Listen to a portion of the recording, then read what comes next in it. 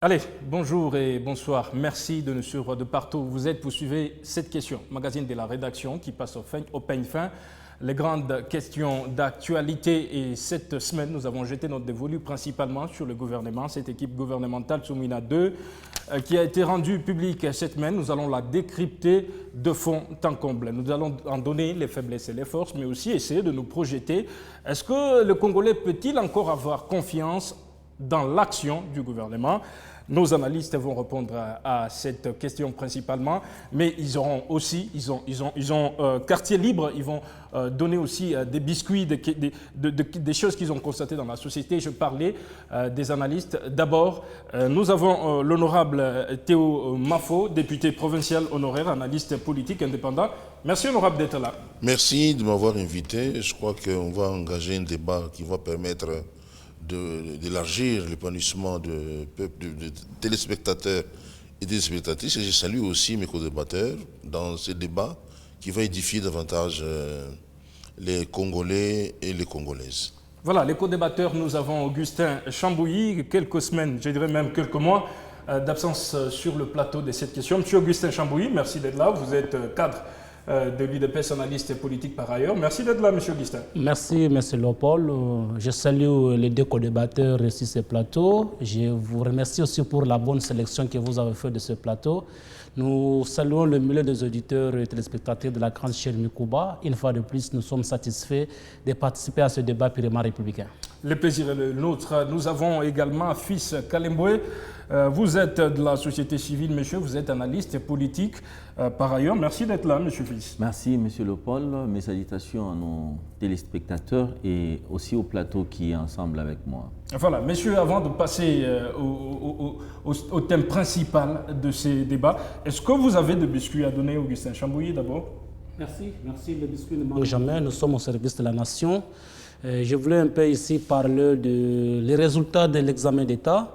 Les finalistes ont présenté les examens la semaine dernière, lundi, mardi, mercredi, jeudi.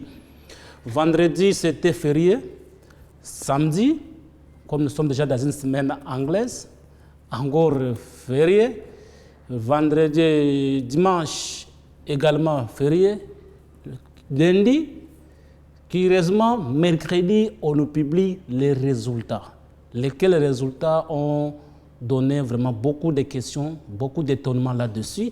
Et c'est là aussi j'interpelle la représentation nationale, qui est l'Assemblée nationale, que les députés aient le courage d'interpeller Madame la ministre sectorielle, c'est-à-dire le ministre de l'Enseignement primaire, secondaire, de l'Éducation nationale, oui, qu'elle vienne se justifier. Par quel mécanisme? C'est quoi la méthodologie? Est-ce que vous avez suivi les explications du ministère de l'Éducation nationale? Ils ont communiqué en temps et en heure sur le processus. En tout cas, je pense qu'il y a quoi que les explications soient mieux éclairées à travers la représentation nationale et que le député puisse poser aussi des questions au ministère national de l'Éducation nationale pour éclairer la population congolaise. Parce qu'il y a des personnes, des candidats qui étaient déjà morts, des candidats qui n'ont pas participé à ces épreuves, mais qui ont été proclamés diplômés. Quelqu'un qui a présenté une seule épreuve, mais curieusement, il n'a pas présenté les examens d'État proprement dit, mais il a été déclaré diplômé. Par quel mécanisme? Et le preuve, j'ai suivi un député qui est encore du domaine sectoriel, l'honorable Steve Mbikaï, où il parle qu'il y a des preuves, des cas pareils. Et nous l'encourageons de saisir le bureau de l'Assemblée nationale. D'ici peu, il y aura la session parlementaire du mois de septembre, même si elle est budgétaire. Il faut que Madame la ministre de l'Éducation nationale vienne éclairer l'opinion par rapport à la précipitation, parce que nous ne sommes pas habitués à ça. Et c'est pour la première fois, mais il faut qu'on éclaire quand même le peuple congolais. C'est quoi ce qui a motivé cette publication rapide des élections des examens d'État pour les finalistes secondaires? Voilà, honorable. Vous avez un mot à placer là-dessus? Bien, écoutez, je crois que si tel est le cas, si c'est que mon co-débatteur Chambou évoque, disons, est réel, oui, c'est très grave. C'est très grave parce que dans ce pays, nous avons besoin de compétences, des gens qui, une fois qu'on le mettra devant des faits accomplis, qui puissent nous apporter des solutions durables, voyez-vous. Mais quand on nous met quelconque, on nous met n'importe quoi, parce qu'il fallait peut-être satisfaire les gens sur le plan politique, et être pressé de corriger. Moi, je me rappelle dans notre temps, pour corriger, ça prenait quand même du temps. Hein. Et quand les résultats sortaient, c'était vraiment des résultats réels. Si vous vous rappelez l'examen d'État de 1978, 1979, je ne sais pas s'il y a encore un autre examen qui était difficile par rapport à ce que nous avions connu à ce temps-là. Et quand on donne les résultats, ce sont des résultats réels. Mais s'il faut, même pour corriger l'intelligence artificielle. Oui, l'intelligence artificielle, bon, peut-être qu'ils peuvent avoir raison, mais quand il dit qu'il y a des gens qui ne se sont pas présentés, qui n'ont jamais été candidats, mais qui ressortent comme candidats, alors ça c'est très grave. C'est grave, oui. C'est très grave. Je crois qu'il y a lieu à ce qu'on puisse repenser autrement, voir réellement ceux-là qui se sont présentés, qui le méritent. Parce qu'on ne doit pas quand même dire que tout ce qu'il y aura comme résultat, c'est de la foutaise. Les gens ont passé plus de 12 ans pour préparer cet examen d'État. 6 ans à l'école primaire, 6 ans à l'école secondaire, et donc ils sont capables de fournir de bons résultats. Mais si on apprend ce que Chambouy est en train de dire, c'est encore très très grave. Donc il y a lieu qu'on corrige avant qu'il ne soit trop tard. Sophie Kalimwe. Moi je voulais aborder un autre sujet, c'est par rapport à l'eau. Ça fait 2 semaines que l'eau ne coule pas sous les robinets ici dans la ville de Kolwezi. Non, mais est-ce qu'il y a des robinets à Kolwezi? Moi, dans mon quartier, je les cite. Oui, il y a des robinets. Quand vous allez au quartier, il y a des robinets. Cité Dure, il y a des robinets. Mais ça fait 2 semaines que l'eau ne coule pas. Jusque-là, les autorités, il n'y a aucune explication. Je ne sais pas, le ministre de l'Énergie, il est où et il est en train de faire quoi pour le moment? Nous sommes en train de voir, il y a l'usine de traitement depuis qu'on était en train d'installer au niveau de 5 ans. Jusqu'à aujourd'hui, ça n'a pas encore produit. Moi, je voulais qu'on puisse respecter la population. Parce que quand il y a un ça ne va pas, nécessairement, il faut qu'on fasse même un communiqué pour dire qu'il y a un ça ne va pas. Il y a un sujet qui est passé de la Régie des eaux. Les chefs d'antenne, je crois, de la Régie des eaux passé dans le journal de Miko Bayer. Il a donné quelques explications et il a promis qu'ils sont à pied d'œuvre pour établir la situation. Pendant 2 semaines, vous voyez, ici à Kolwezi, il y a un problème de l'eau. Hein, et l'eau de qualité n'est pas là, n'existe pas, parce qu'il y a de l'eau qui sont infectés par des produits miniers, ainsi de suite, là, qui coulent par-ci, par-là. Mais il y a aussi l'eau de Régie des eaux, d'autres quartiers qui ne sont pas couverts par la tuyauterie de la Régie des eaux. Oui, mais quand même, il faudrait que, si on doit chercher à réussir dans ces secteurs-là, il faut d'abord que le quartier qui sont couverts par de l'eau de la Régie des eaux soit quand même ravitaillé en temps réel. Question de voir si on peut aller à Joli Site, si on peut aller à Chamanzaka, Chamondenda, tout ça. Mais si on ne parvient pas d'abord à résoudre la question avec le petit ménage que vous avez, ça poserait problème. Le grand respect, le grand respect serait celui de chercher comment résoudre rapidement cette question-là pour que la population ne manque pas de l'eau. 2 semaines, c'est beaucoup. Parce que, oui, l'eau qui se vend coûte trop cher, 2 bidons 500. Et les ménages qui n'ont pas de moyens, ils ont des difficultés à vivre. C'est comme de la qualité de cette eau. Et l'eau fait partie des besoins le plus fondamental de l'homme. Si l'homme ne boit pas de l'eau, si l'homme ne se lave pas, si l'homme ne lave pas les habits, ça poserait nécessairement des problèmes. Alors que les autorités, même les autorités de Régie des eaux, peut-être ils ont des forages dans leurs parcelles, mais il faut aussi penser aux petits peuples qui ont besoin quand même aussi de l'eau pour faire vivre leur famille. Voilà, merci Monsieur Devo Biscuit. Nous allons passer rapidement au thème principal de cette émission. Nous parlions dans le sommaire du gouvernement souminois 2 qui a été rendu public cette semaine. Souminois qui garde la primature. Il y a par exemple 6 vice-premiers ministres dans ce gouvernement, 12 ministres d'État. Il y a également de nouvelles figures à l'instar du nouveau ministre de la Justice, Guillaume Ngefa Tondoko. Nous allons analyser la composition, nous allons analyser les faiblesses de cette équipe gouvernementale. Guillaume Ngefa que vous voyez pour ceux qui nous suivent à la télévision. La parole est donnée en premier à M. Augustin du parti présidentiel. Monsieur, quand vous voyez cette équipe gouvernementale, comment vous l'analysez? D'abord, nous rappelons que le remaniement du gouvernement, c'est prévu dans la Constitution. Même le délai n'est pas précisé à n'importe quel moment. Le président de la République, en concertation avec Madame la Première ministre, ils sont autorisés de remanier les gouvernements. Ça fait plus d'une année que le gouvernement ici existe et il a plu au président de la République de jauger le gouvernement, comprendre qu'il y a certains ministres qui n'ont pas été à la hauteur de leurs responsabilités par rapport à la tâche qu'il leur avait confiée. Et il a annoncé à ce que le gouvernement soit remanié. Nous avons vu la sortie de ce gouvernement. Le sentiment que nous avions en tant que patriotes, c'était un sentiment mitigé.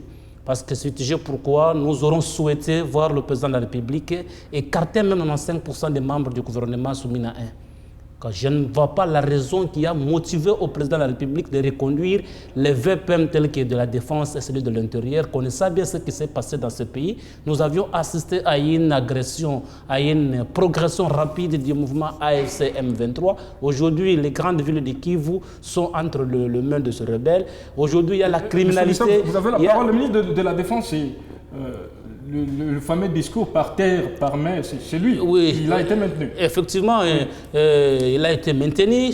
Curieusement aussi, on prend aussi un député, on lui confie aussi le ministre délégué à la Défense. Je ne sais pas, c'est à cause de ses émissions ou bien c'est à cause de ces bruits-là sur les réseaux sociaux qu'il a été récompensé.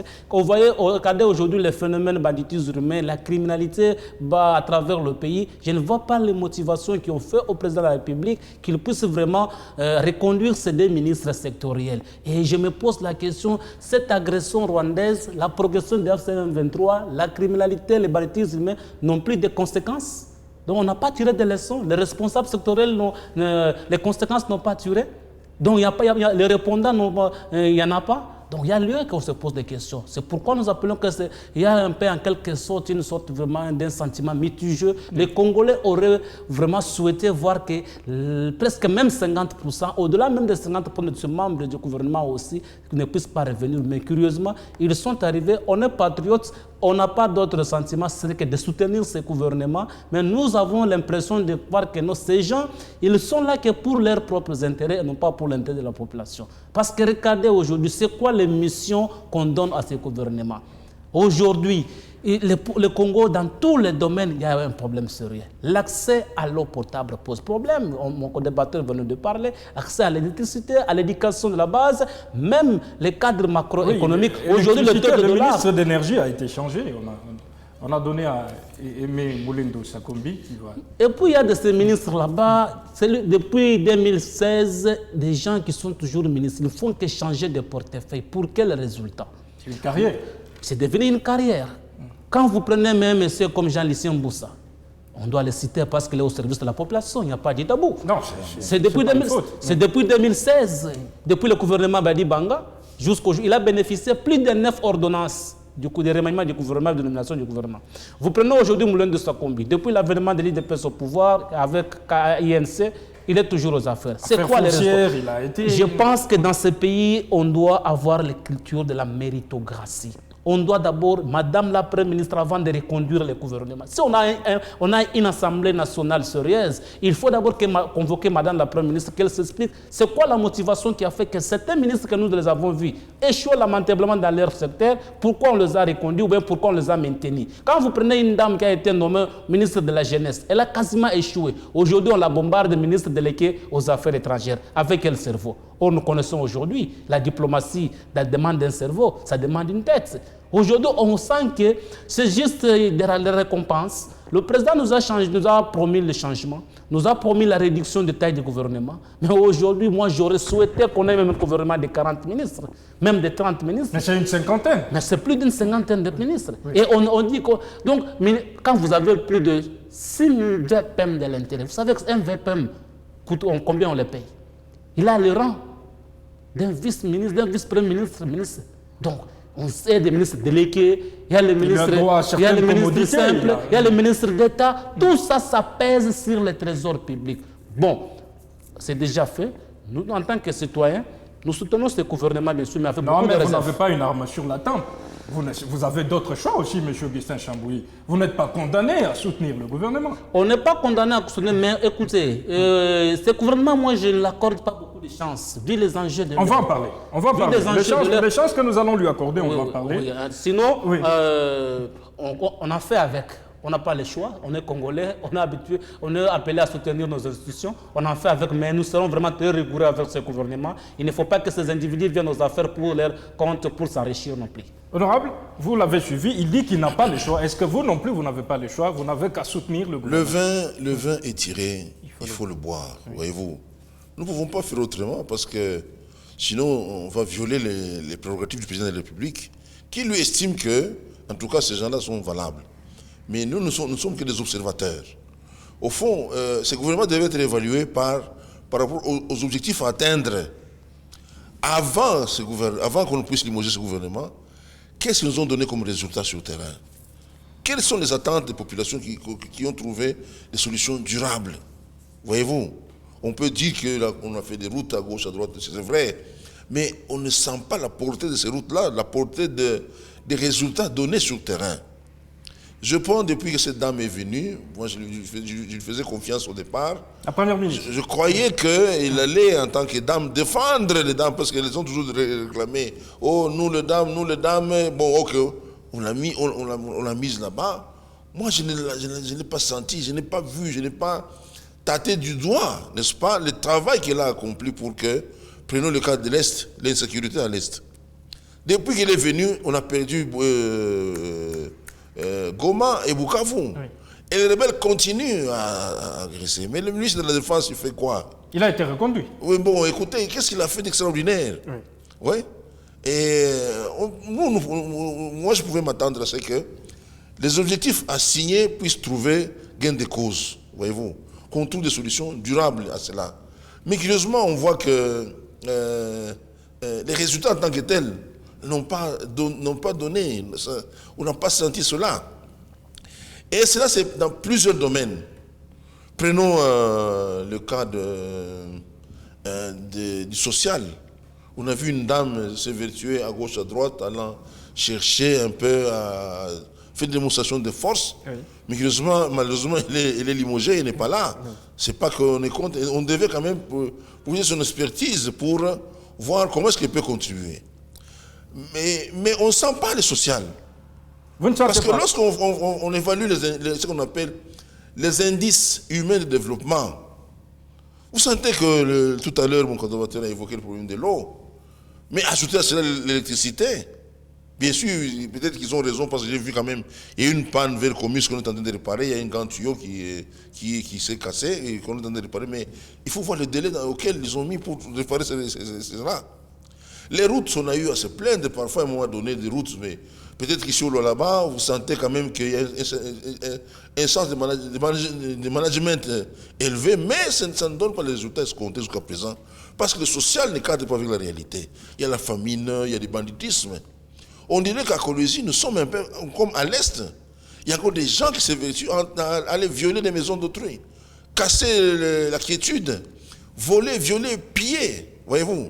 Les gens qui s'évertuent, tout ça, lorsqu'on fait des analyses, vous sentez que l'encadrement, l'accompagnement de masse ne suit pas.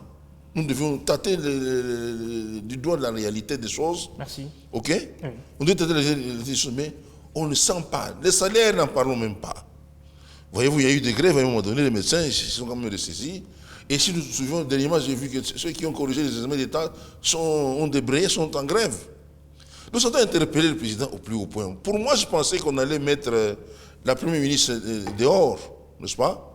Et changer quelques têtes, parce qu'il y a quand même des gens qui ont travaillé, ça on doit se le dire. Je vois par exemple le ministre de la fonction publique. Liao. Oui, Liao, c'est quand même évertué, n'est-ce pas, à faire face à cette réalité. Mais les autres ici, après quand on nomme des gens, on les nomme à base de quoi? C'est parce qu'ils passent tout simplement à la télévision, raconter des histoires de leur grand-mère, après, paf, on les nomme, je prends le cas d'Élysée Ntamboué. Il est trop critique envers les autres. Maintenant, attendons voir ce qu'il va donner à la défense. Ce qu'il va donner comme résultat à la défense. Merci, honorable. Et d'autres encore, qu'on ne veut pas citer ici, qui, eux, pour se faire valoir au président de la République, ils ne font que critiquer nos amis de l'opposition. Ça ne doit pas nous honorer, quelque part. Monsieur Fils, nous avons reçu cette nouvelle. Bon, on est obligé de recevoir ça parce que même si on parlait comment, ça ne va pas changer. Vous êtes obligé? Oui, nous sommes obligés parce que ça fait partie des prérogatives du président de la République il a fait selon ses choix, mais pour nous, société civile, on ne prend pas ça comme une nouvelle, parce que c'est juste une continuité, parce qu'on n'a pas vu un changement entre l'ancien gouvernement et le nouveau, à part qu'il y a quand même quelques changements qu'on voit, mais vous allez voir que ce sont des permutations qu'on a nécessairement fait. Donc, pour nous, il n'y a pas de nouvelles dans ça, il n'y a pas à espérer de nouveau dans ces gouvernements. On aura toujours à faire face à de mêmes contraintes, à de mêmes difficultés.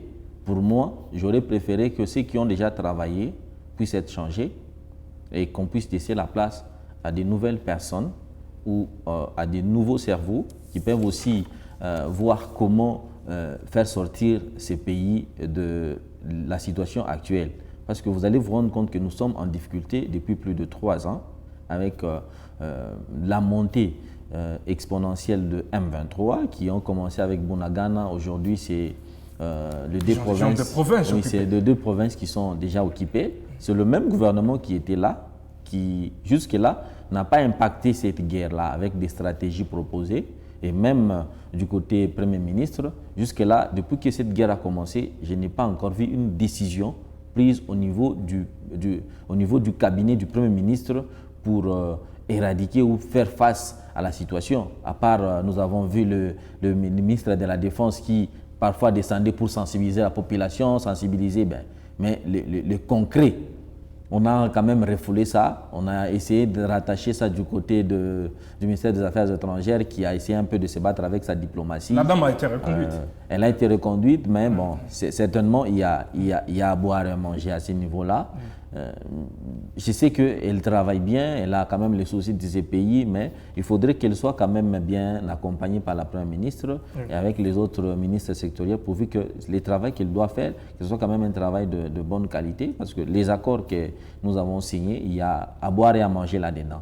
Il y a vraiment à boire et à manger. Si on doit faire confiance à la façon dont elle marchait dans le gouvernement passé, pour moi, je crois qu'on va récolter le même sémence ou le même résultat que nous avons. Monsieur Fils, vous avez toujours la parole. Récolter comme vous évoquez le ministère des Affaires étrangères, nous avons, par exemple, nous avons vu qu'il y a, dans ce même gouvernement, il y a les ministres des Affaires étrangères, il y a le vice-ministre des Affaires étrangères, il y a un ministre de l'intégration régionale, il y a un ministre délégué près les ministres des Affaires étrangères chargés de la francophonie et de la diaspora. Est-ce que ça ne fait pas trop?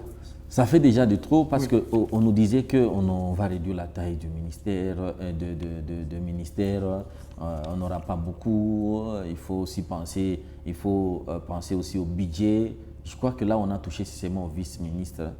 Là, on n'a pas beaucoup de vice-ministres, mais du côté, pourquoi ne pas donner seulement ce portefeuille à une seule personne qui les gère avec son cabinet? Question de réduire les dépenses au niveau des institutions. Là, on comprend déjà qu'il fallait plaire à certaines personnes, qu'il fallait donner du travail à certaines personnes, il fallait peut-être récompenser certaines personnes pour dire vrai. Alors, on devait scinder pour permettre à ce que chacun se retrouve, qu'il n'y ait pas de frustration, le partage du gâteau, mais dans l'intérêt de ces individus-là, pas dans l'intérêt du pays. Parce que quand on doit voir la question du pays, c'est une question qu'il ne faut jamais blaguer avec. Nous avons des concitoyens qui sont actuellement en souffrance, pas seulement la guerre, parce que les gens ne voient que la guerre. Il y a aussi la famine. Quand vous allez dans des provinces comme Olomami, vous allez dans les provinces comme les provinces comme l'Omami d'ailleurs, vous allez dans les provinces comme Sankourou, Kasaï Central, Nord-Obangi, Sud-Obangi, tout ça. Même à Kinshasa, quand vous arrivez là-bas, c'est compliqué.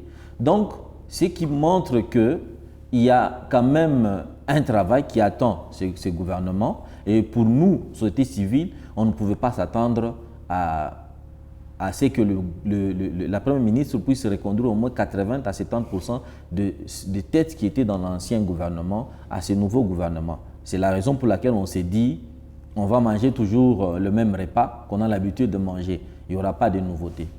Merci. Monsieur Augustin Chambouy, est-ce que le président de la République, Félix Tshisekedi, est-ce qu'il a le main libre? Est-ce qu'il il ne se fait pas prendre en otage par les calculs politiques? Il doit satisfaire tous les regroupements qui sont membres de l'Union sacrée. D'ailleurs, avant le remaniement du gouvernement, on l'a vu recevoir les patrons de l'Union sacrée. Est-ce que le président a les mains libres? Il a les mains libres, mon frère. C'est lui qui a prêté serment sur la Constitution. C'est lui qui a bénéficié de la confiance du peuple congolais. Et je pense que c'est le minimum de volonté. Dire par rapport au cacique de l'Union sacrée qu'on sort, moi je pense qu'on doit se dépasser des histoires-là du poids politique qu'on sort. Le poids politique, quand il ne faut pas donner l'impression qu'on vient en politique seulement pour s'enrichir pour soi-même. La politique, c'est l'art de servir. On doit inculquer cela dans les têtes du peuple congolais et surtout dans les gens qui nous gouvernent. Et nous avons vu, pendant que l'agression AFC M23 faisait de l'ascenseur, il y a eu une campagne d'intégration, d'enrôlement dans les forces armées congolaises, FARDC. On n'a pas vu ces leaders des partis, groupes et regroupements politiques réclamer leur quota pour dire que non, moi, en tant qu'avec mon regroupement, nous offrons autant de jeunes qui doivent intégrer dans l'armée. Non. Vous ne les verrez jamais discuter même sur les projets de société pour le développement du peuple congolais. Vous ne les verrez jamais même discuter c'est quoi qu'on doit trouver comme proposition, solution aux problèmes des Congolais. Mais quand il s'agit de partage de gâteaux, ils se cassent, ils se tuent là-dessus. Non, je pense que ici, mon frère, nous n'avons que le président de la République démocratique du Congo, lui seul, qui répondra devant le peuple congolais. Et moi, je regrette le temps perdu. Madame la Première ministre ici, j'ai rejoint le co-débatteur honorable Mafo. Il avait suscité beaucoup d'espoir dans les chefs des Congolais, dans l'histoire de la RDC. Pour la première fois, maintenant on a une femme comme Premier ministre. Elle avait bénéficié des soutiens populaires. Mais c'est quoi les résultats? Les résultats sont mitigés. On dirait qu'on a affaire à un Premier ministre protocolaire. C'est du cosmétique. Elle donne l'impression comme si elle est figurante. Non. Mais c'est quoi quand on nomme quelqu'un, on la donne des missions. Oui. On a confié une mission, mais c'est quoi les résultats? Même si elle est coordonnatrice de l'action gouvernementale et chaque ministre est responsable sectoriel, mais elle, en tant que la chef du gouvernement, c'est quoi qu'elle initie comme contrôle parmi ses ministres? A-t-elle déjà, on nous a promis qu'on doit commencer à évaluer les ministres chaque 3 mois. Mais nous en sommes. Mais c'est le président et madame la Première ministre. Combien de fois les ministres, le gouvernement a fait plus d'une année? Combien de fois on a évolué les ministres? Et c'est quoi les résultats? Qu'on nous dit la motivation pour laquelle on a reconnu certains ministres qui ont failli dans leur secteur. Moi, je pense que dans ce pays, on doit être sérieux. On ne doit pas blaguer avec le destin du peuple. On ne doit pas blaguer avec notre destin, mon frère. Ces gens qui nous gouvernent aujourd'hui, on doit être très sévère avec eux. C'est pourquoi nous interpellons l'Assemblée nationale, le député à qui ont bénéficié de la confiance du peuple congolais. Il faut vraiment qu'il y ait la culture de la redevabilité. La Constitution leur donne tous les pouvoirs qu'il faut pour contrôler le gouvernement. Le gouvernement est l'émanation de l'Assemblée nationale. Ce sont les parents de ce gouvernement. Le gouvernement doit rendre compte. Il faut initier des contrôles parlementaires rigoureux à l'écart de Madame la Première ministre et tous les membres de son gouvernement. Tout ministre qui a failli dans l'exercice de ses fonctions, il faut l'écarter. On ne peut pas blaguer avec le destin du peuple congolais. Vous le voyez aujourd'hui. Ils ont fêté. Mais dans un pays sérieux, quand on vous nomme, il faut pleurer. Il faut regretter parce que vous avez de la charge. Mais quand on leur nomme, ils sont avec leur famille, ils fêtent. Donc ils pensent à quoi? À leur enrichissement, à leur gain de vie. Le ministre Lorando n'est pas content, il n'a pas fêté, il n'est pas content. Non, écoutez, c'est du semblant, mon frère. Oui. Parce que le ministre, mon frère, doit être le ministre des terrains. Le Congo a des urgences et a des priorités.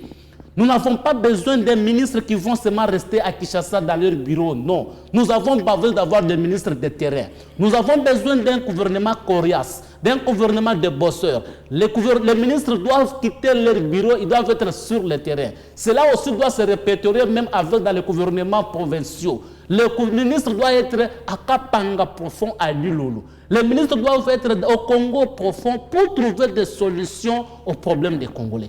On ne va pas... Et puis, il faut qu'on réduise aussi vraiment le train de vie des institutions.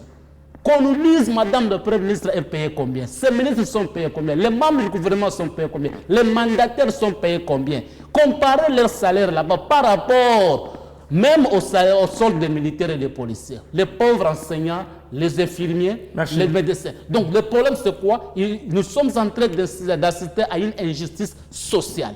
le partage du patrimoine national n'est pas équitable. Non, mais nous sommes surpris de voir quelqu'un du pouvoir avec un langage aussi tranchant, M. Augustin. Avant d'être d'abord quelqu'un du pouvoir, je suis d'abord citoyen congolais. Vous êtes un citoyen congolais? Moi et vous, nous n'avons que la République démocratique du Congo comme dénominateur commun. Si aujourd'hui nous sommes en train de subir ce que nous subissons parce qu'on a été complaisants, on a été fanatiques, on a clamé tout ce qu'il fallait acclamer, même ce qu'il ne fallait pas acclamer. Raïs a dit, à la fin de son pouvoir, qu'il a manqué 15 personnes. S'il avait trouvé 15 personnes, il aurait vraiment fait mieux. Il a manqué changer le peuple congolais. Et le président de la République se trouve dans cette difficulté. Voilà, nous sommes en train de lancer le cri d'alarme. Il doit se dépasser au-dessus de la mêlée. C'est lui le répondant. C'est lui qui doit rendre compte. Merci, monsieur. Fini la complaisance. Oui. Vous, honorable, dans les secteurs, par exemple, de mines, on a un nouveau locateur, Louis Watoum Kabamba, qui a été dans le Grand Katanga, dans le Lualaba. Comment vous le voyez, son parcours par rapport à ce ministère, ce portefeuille-là? Bon, je commence à avoir peur de vanter les gens avant les résultats. Hein? Oui, c'est ça. Parce qu'on a eu à vanter le Premier ministre, c'était un ministre. Je prends le président de l'Assemblée sortant, c'était qui? Sama Lukonde, en qui nous avions placé notre confiance. Mais par rapport aux résultats, c'est nul, on ne voit pas les résultats. Il y a des défis énormes, n'est-ce pas, à relever ici chez nous pour gagner le pari. Mais vous sentez que les gens ne travaillent pas, c'est de la complaisance totale. Regardez un peu, lorsque nous visionnons, disons, des images de Kinshasa, l'insalubrité publique, on doit commencer par là. Pour sentir que vous êtes responsable, commencez par mettre de l'ordre dans l'insalubrité publique. Les gens ne travaillent pas, voyez-vous. Et on apprend qu'en dehors de ça, il y a des vols d'argent. Il y a des gens qui volent de l'argent. Des détournements. Des détournements, la spoliation des biens publics par des individus, mais qui sont encore là. On ne les inquiète même pas. À Makala, il y a quelqu'un qui avait dit que les portes resteront ouvertes, mais on n'a pas vu un seul Kouloune en cravate y entrer. Il n'y a que des Koulounes en cinglé qui on ramasse parfois à tort ou à raison pour les envoyer en brousse. Et les grossir, par exemple, les Kanyama Kassese, c'est une bonne chose. Mais lorsqu'on fait la comparaison des provinces, lorsque nous regardons, mais regardez dans les mines ce qui se passe actuellement, c'est un bordel. Et ça fait insulter le président de la République. Parce que vous n'avez jamais vu le président de la République dans une carrière en train d'exploiter. Mais on évoque plus la famille présidentielle, la famille présidentielle, la famille présidentielle. Pas plus tard qu'hier, c'était sur Metalcol. Vous avez suivi ce qui s'est passé. Et le rapport des ONG, de la société civile, suivait, ils sont allés, ils ont eu le courage d'aller porter plainte contre certains membres de la famille présidentielle parce qu'ils sont impliqués dans l'exploitation minière artisanale. L'exploitation minière en général. Tout ce qu'il y avait comme espace, c'est spolié. Ce sont des individus qui sont là, mais qui, eux, en retour, ne donneront rien comme redevance, comme taxe à l'État. Au détriment allez voir ce qui se passe à KCC. J'ai vu le ministre de l'Intérieur avec des images, mais c'est pas ça la mission que nous avions créé, disons, à donner pour créer l'exploitation minière artisanale. C'est vraiment, c'est un lieu de bandits maintenant. On voit des gens de tous bords y aller. Mais l'actuel ministre, j'ai quand même confiance en lui. Parce qu'il toute sa vie, il a passé dans les mines. Il était à la Gécamine. De la Gécamine, il est allé à Kibali Gold Mining. Kibali Gold, il est revenu à TFM. TFM, il est allé vers Kamoa. Kamoa, il est devenu ministre. Et je crois qu'il a quand même le profil. Mais moi, je crains de vanter des gens avant les résultats. Attendons les résultats, attendons. Parce que mieux vaut la fin d'une chose que son commencement. Et nous profitons de ce plateau pour lui faire quelques recommandations. Monsieur le ministre, oui. Prenez les bâtons de pèlerin. Venez mettre de l'ordre, surtout ici, chez nous, ou là-bas. Parce que ce qui se passe à l'Est, il y a eu un certain laxisme. On a laissé des militaires, on a laissé certains politiques s'accaparer de l'exploitation. Maintenant, pour le faire partir de là, c'est tout ce qu'il y a comme confusion de l'autre côté. Mais il faut éviter à ce qu'actuellement, tel qu'on le voit, mettre des militaires. Maintenant, je ne sais pas, le bureau du ministère des Mines se trouve où? À l'armée ou bien au ministère des Mines? Qui gère les mines actuellement? Vous voyez que certains hauts gradés de militaires ont des injonctions sur les mines. C'est eux qui parfois donnent certaines autorisations pour que les gens se retrouvent dans les mines. Ils pèsent. C'est très dangereux ça, oui. C'est très dangereux. Donc ce sont des choses auxquelles nous ne devons pas disons, vivre. Nous devons éviter, assainir le climat. Non seulement dans les mines, vous sentez, il y a beaucoup de défis à relever. L'eau, l'électricité, mais les mines nous apportent quand même des gros sous. Regardez quand on a mis un peu d'or dans les mines avec la redevance minière, les bourgmestres achètent des engins. Voyez-vous? C'est-à-dire que laissez à ceux-là qui ont la bille, qui ont la pelle, qui ont le gabarit pour faire les mines, pour qu'ils payent les taxes au niveau de l'État. Parce que les mines, c'est une affaire de gros sous. On ne doit pas laisser n'importe quel profil aller dans les mines.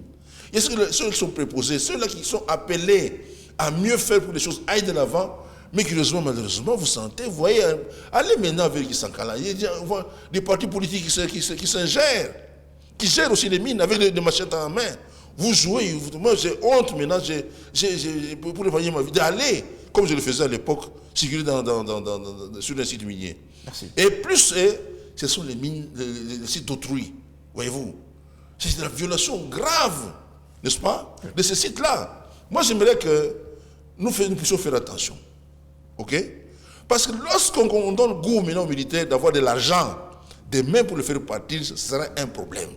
On a vu défiler les missionnaires en mine, hein, en commençant par les deux généraux là-bas, hein, qu'on avait envoyés, qui avaient quand même mis de l'ordre, qui sont partis. Il y avait une autre vague de généraux qui sont venus, mais malheureusement, ils prennent goût à rester là-bas. À rester là-bas. Mais finalement, si vous savez, le ministre des Mines ne pèse plus comme avant. Merci. Donc, il faut que le ministre au niveau national, comme lui connaît un peu le tenant des aboutissants dans les mines, il faut qu'il puisse être homme de terrain, comme mon collègue l'a dit, il doit descendre, n'est-ce pas? Écouter les creuseurs, résoudre leurs problèmes, remonter la petite mine, la même chose, et les grandes mines. Parce que ce qui se passe avec KCC, admettons que si KCC ferme aujourd'hui, il n'y aura pas de redevance minière. Si TFM ferme aujourd'hui, il n'y aura pas de redevance minière. Conséquence, la ville de Colosie va encore rentrer à l'époque de mitraille et de vol de cobalt. Voyez-vous? Pour que la misère, parfois, l'eau que nous n'avons pas. C'est parce qu'on a curé tout ce qu'il y avait comme sur cuivreux. Tout ce qu'il y avait comme cuivre, câble, radiateur de benne. Bon, on a vu que c'était vraiment la confusion la plus généralisée. Des mesures sans encadrement, sans accompagnement. Et ça a amoché la ville. Ça nous a mis un peu dans cette confusion. On va vous redonner la parole, honorable. Monsieur Kalembwe, il y a par exemple l'entrée dans le gouvernement des visages de la société civile, tels que le ministre de la Justice, le tout nouveau Guillaume Gueffa, qui a initié même la ZADO. On voit par exemple Floribert Anzolouni, M. Chambouy parlait de lui quand on préparait cette émission. Que vous, de la société civile, ça peut quand même vous réjouir, tant soit peu. Ça nous réjouira si et seulement si ces ministres n'entrent pas dans les jeux des politiciens. Parce qu'il y a un problème avec nous les Congolais. On peut vous prendre en casquette de la société civile, vous arrivez là-bas, vous devenez de l'Union sacrée, membre de l'IDPS. Le cas de Rose Mutombo. Oui, le cas de Rose Mutombo. Donc, ce qui fait que aujourd'hui, on n'a plus confiance. Et puis, ce sont des choix. On ne sait pas les critères qu'on a mis en place pour choisir les deux ministres. Parfois, la société civile n'est pas consultée. Parfois, elle n'est pas consultée. Bon, on ne sait pas, parce que moi, je n'ai pas vu des consultations de la société civile, que ce soit au niveau de Kinshasa ou au niveau des provinces. On ne sait pas s'il y a des affinités par rapport à ça. Mais le plus important, c'est que nous n'allons pas nous frustrer pour ça. Ce sont des représentants de la société civile. Nous sommes contents pour eux, mais le plus important que nous attendons d'eux, c'est qu'ils ne soient pas entrés dans les jeux de l'Union sacrée, comme c'était le cas de certains ministres. On le prend, il vient de tel regroupement, mais quand il a le pouvoir, il se comporte comme quelqu'un qui est de l'IDPS ou quelqu'un qui est de l'Union sacrée et il perd automatiquement son identité, malheureusement. Et ça a au moins 80% de chances de se répéter parce que nous avons vu, il y a deux ministres qui sont là aujourd'hui, qui sont venus des FCC. Il y a deux ministres qui sont là, qui sont venus de la Mouka, mais qui sont aujourd'hui de vrais pro-Union sacrée. On ne sait pas si, quand l'Union sacrée prendra fin, ils vont aussi quitter pour dire on sera aussi dans d'autres regroupements qui seront mis en place. C'est ça le vrai mal, c'est ça le vrai mot qui ronge le Congolais aujourd'hui. Parce que quels que soient les choix, quelle que soit la sélection qu'on a fait, on ne sait pas, on a mis quels critères devant pour choisir ces personnalités-là. Et est-ce que ces personnalités qu'on a choisies seront en mesure de jouer leur rôle ou de remplir leurs tâches comme il se doit? Parce qu'il y a aussi les impressions politiques. On vous dit, bon, vous êtes là, vous êtes société civile, mais il faudrait marcher avec notre cadence, à notre rythme. Et s'ils doivent marcher au rythme des prédateurs, des voleurs, nécessairement, ils ne vont pas servir au nom de la société civile et ne vont pas servir aussi la population. Parce que, bon, prenons les cas de ceux qu'on a reconduits. Si réellement on pouvait faire une bonne sélection, on devait mettre des critères devant. Prenons les cas de ceux qu'on a reconduits. Je prends l'exemple de Kibasa, avec l'histoire de Ram. Il est inamovible, il ne bouge pas. Il ne bouge pas, il est toujours là. Oui. Avec l'histoire de Ram, il y a l'histoire de la communication. Aujourd'hui, ça coûte énormément cher au Congo. Avec 100 unités, c'est 3 000 francs. Mais il est encore là. Il est là. On prend l'exemple, oui, on prend l'exemple du ministre de Transport. Transacadémie, on a dit que ça sera ici en province, mais quand vous allez voir d'ailleurs le bus de Transacadémie de Kinshasa, c'est déjà en mauvais état. On est en train de les parquer à bord des embouteillages, tout ça.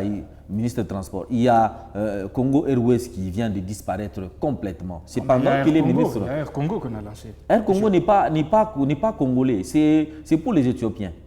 C'est pas congolais. C'est-à-dire, on a signé juste des partenariats qui permettent que les Éthiopiens puissent nous doter les avions, qui peuvent faire le transport interne ici au Congo. Mais vous parlez, dans cette suite, le ministre Boudimbo, Didier, Oui. celui qui a signé le partenariat avec le club de football Barça, il a été reconduit, celui-là.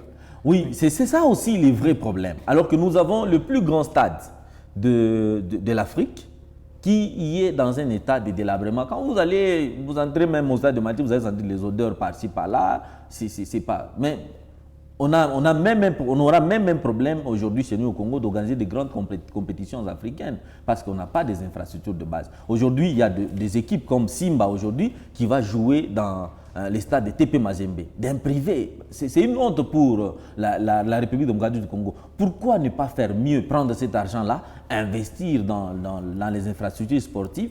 Comme ça, ça va permettre à ce que nos équipes puissent jouer dans ces infrastructures-là sportives, ici chez nous, et ça peut quand même amener une bonne image, une bonne publicité pour les sports de la République démocratique du Congo, malheureusement. Mais nous voyons qu'il est encore reconduit. Donc, vous allez comprendre que les exemples sont vraiment légion.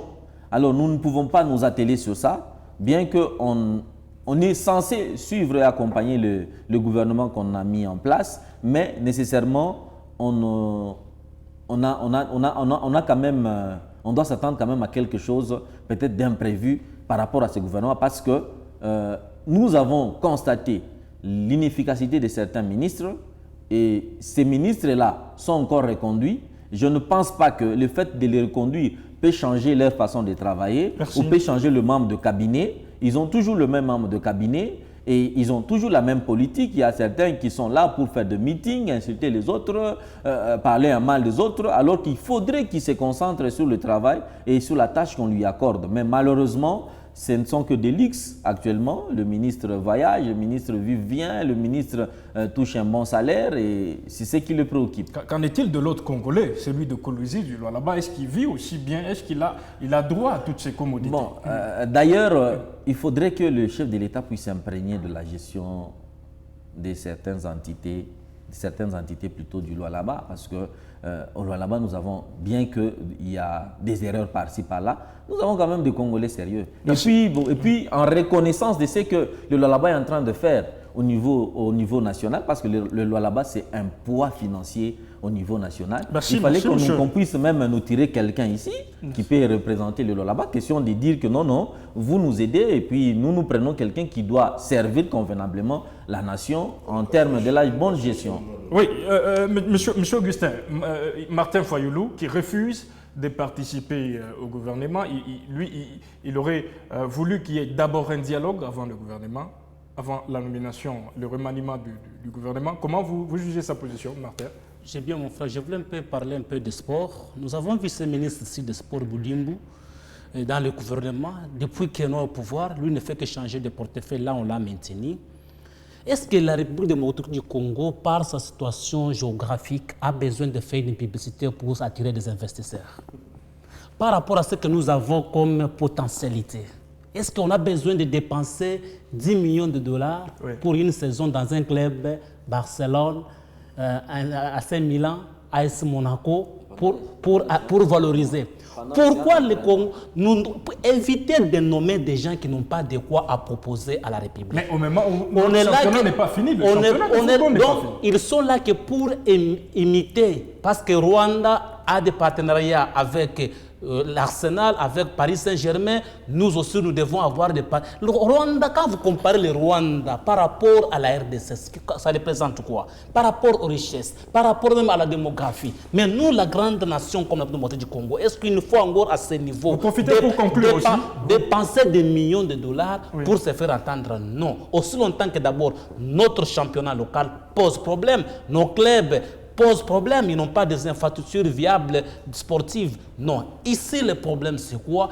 Nous pensons tout simplement qu'il est grand temps que les Congolais vraiment quittent les sentiments partisans, le sentiment tribal, le sentiment de népotisme. Nous n'avons que la RDC comme dénominateur commun.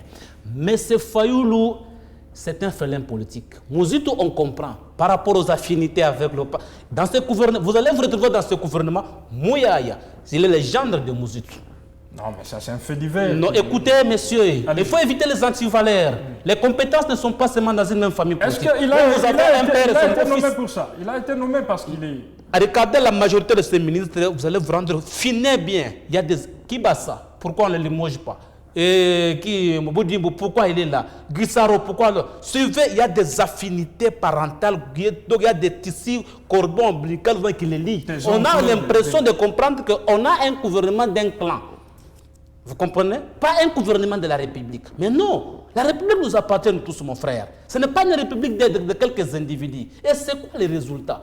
Vérifiez qui est Mouzito, qui est la fille qui est la femme de Mouyaya. Et Mouzito a des liens avec XY comment? Guissaro comment? Boudimbu, c'est qui le parrain? C'est qui la marraine? Non, s'il vous plaît. La République nous appartient à nous tous. Il ne faut pas réduire la République au niveau très bas comme ça. Il faut que l'Assemblée nationale, je l'interpelle, je cite. S'il vous plaît, les députés, faites votre travail. Interrogez le gouvernement congolais en tout moment qu'il faut.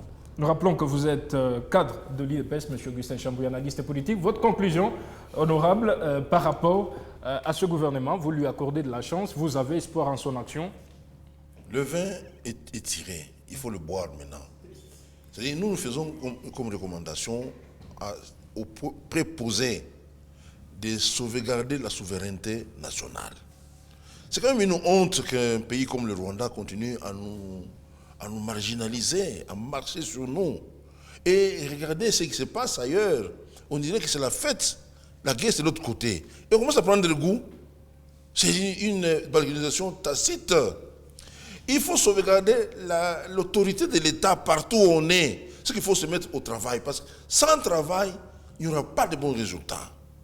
L'argent, c'est la conséquence d'une bonne organisation du travail. Les gens doivent comprendre qu'étant ministre, parce que quand même une très haute fonction politique, n'est-ce pas, même administrative, il faut qu'il se mette au travail, il faut qu'il travaille.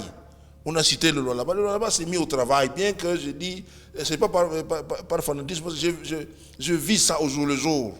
Je vois des infrastructures ici et là, mais ce qui se passe là-bas, devait d'abord commencer par Kinshasa.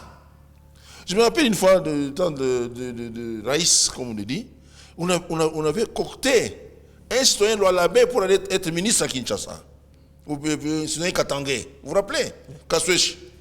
Par rapport aux infrastructures. Et il a fidonné Kaswesh. Comme fils Kalembe, comme co-débatteur, il a dit, mais puisez aussi à Kolwezi, quand il y a quand même des intelligences.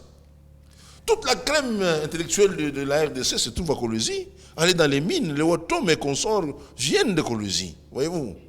Mais pourquoi s'il n'y a que Kinshasa? Et aussi, comme il vient de l'évoquer, heureusement ça vient de lui, des affinités familiales, des affinités politiques. Les sentiments tuent les affaires. Dans l'administration, il n'y a pas de sentiments. Il n'y a que des ordres à recevoir, des instructions à recevoir. Un point trait. Et le président doit avoir dans une main un bâton, dans l'autre main une carotte. La carotte, c'est la sanction positive à donner aux gens parce qu'on voit les gens qui s'est vêtus, ont volé l'argent de l'État. Mais c'est impensable. C'est très grave. Et ils sont là quand ils volent parce qu'ils ont des affinités politiques, on les laisse. Je crois que le président de la République nous écoute. et qui se met, c'est lui. Donc tout ça, toutes ces bévues retomberont sur lui. À la fin de son mandat, on va dire que non, il n'a pas bien travaillé. Le bilan négatif, c'est lui qui va le porter. Mais quoi de plus maintenant pour qu'il se réveille, qu'il mette un peu le sentiment de côté, qu'il prenne son gabarit administratif et qu'il se jette dans la bataille pour mettre de l'ordre, pour pousser les gens au travail. Quand on apprend qu'on a mis de l'argent quelque part, quelqu'un a volé, eh bien, il faut le faire voler aussi. Il faut le faire voler en éclats, le mettre au état de nuire. Comme on a appris avec notre ministre sortant, qu'on appréciait tant, et que s'il est inquiété comme cela, donc je crois que ça doit donner matière à réflexion aux autres. Mais ce que nous devons éviter ici, c'est 2 poids, 2 mesures. La justice à double vitesse, ça on doit éviter. Je laisse quand même le temps aussi aux autres de tirer leur conclusion. Voilà, M. Kalimboué, concluez. Je voulais seulement demander au président de faire vraiment attention. Sinon, il risque de terminer un mandat sans bilan. Parce qu'avec le choix de ministère ou des personnalités qu'on engage encore pour poursuivre son mandat ou l'accompagner dans son mandat, je crois que le président doit être très rigoureux et très vigilant par rapport aux actions que chaque ministre doit poser et censurer chaque action afin qu'à la fin de son mandat, qu'il puisse avoir un bilan plutôt à nous présenter. Nous, on n'attend que le bilan parce qu'on ne peut pas changer un ministère et plutôt un gouvernement sans pour autant s'attendre à un changement. Si ce gouvernement ne produit pas ou si ce gouvernement ne produira pas, alors il n'est pas important ou nécessaire de changer le gouvernement. Parce qu'on a reconduit les mêmes personnes et ce sont les mêmes personnes qui ont des difficultés de gestion. Je prends l'exemple aussi du ministère de l'Intérieur qui ne sait pas quoi faire parce que vous allez vous rendre compte qu'au niveau du Haut-Katanga, on a 2 gouverneurs, on a 2 maires de la ville dans la ville de Lubumbashi, ce qui pose énormément de problèmes. Donc le président de la République devait nécessairement se pencher à certaines difficultés ou à certains défauts de chaque ministre qu'on devait reconduire pour voir s'il est nécessaire ou pas de le reconduire. Mais comme le vin est déjà tiré, le président de la République doit vraiment jeter un œil sur les activités de ses ministres afin qu'ils puissent répondre aux besoins de la population et aussi inciter à la Première ministre de se montrer réellement qu'elle est là et qu'elle est Premier ministre par rapport aux actions qu'elle peut poser, par rapport aux décisions qu'elle peut prendre qui peuvent pousser à ce que le Congolais sente qu'elle est réellement là et qu'elle puisse aussi défendre son côté féministe, qu'elle puisse défendre les femmes, toutes les femmes de la République, comme nous voyons dans certains coins du pays. Il y a des femmes qui montrent réellement qu'ils sont femmes et qui sont en mesure de gérer. Nous voulons aussi voir cette femme distinguée et elle doit reprendre conscience et revenir à sa place, afin de comprendre qu'elle a des responsabilités, qu'elle a des vies à gérer et qu'elle a aussi une histoire à écrire dans son parcours. Comme ils ont fini avant, mais Monsieur Augustin, est-ce qu'il y a une force? Est-ce que ce gouvernement a une force? Monsieur, on ne peut pas faire semblant de faire comme s'il n'y a pas de problème. Oui. Nous avons de sérieux problèmes au Congo. Nous pouvons signer les accords à Washington, à Doha, à Nairobi, partout. Mais s'il vous plaît, il faut que les leaders politiques comprennent que nous n'avons que la RDC comme dénominateur commun. C'est-à-dire quoi? Les Congolais et les Congolaises doivent s'asseoir autour d'une table pour se parler. Il faut un dialogue. Et le président de la République est favorable à ce dialogue. C'est là où moi je compare ce gouvernement à un gouvernement de Badi Bangabis, un gouvernement éphémère pour tout politicien averti ne pouvait que jamais entrer dans ce gouvernement pour ne pas se salir non plus. Donc pour nous, nous pensons que nous encourageons au président de la République et nous encourageons à l'opposition, société civile, d'encourager l'esprit de dialogue. Il faut que les Congolais s'assoient autour d'une table, qu'ils se parlent, qu'ils se réconcilient, que nous puissions vraiment amorcer le développement de notre pays. C'est pourquoi nous pensons qu'un bon gouvernement peut venir à l'issue des futurs dialogues. Merci. Merci, monsieur. Nous rappelons que nous avons reçu dans ce débat M. Théo Mafo. Il est analyste politique indépendant, député provincial honoraire. Merci à M. Fils Kalimboué de la société civile. Merci aussi à M. Chambouyi de l'UDPS. Merci à vous. Vous nous avez suivis de partout. Merci surtout de rester avec nous.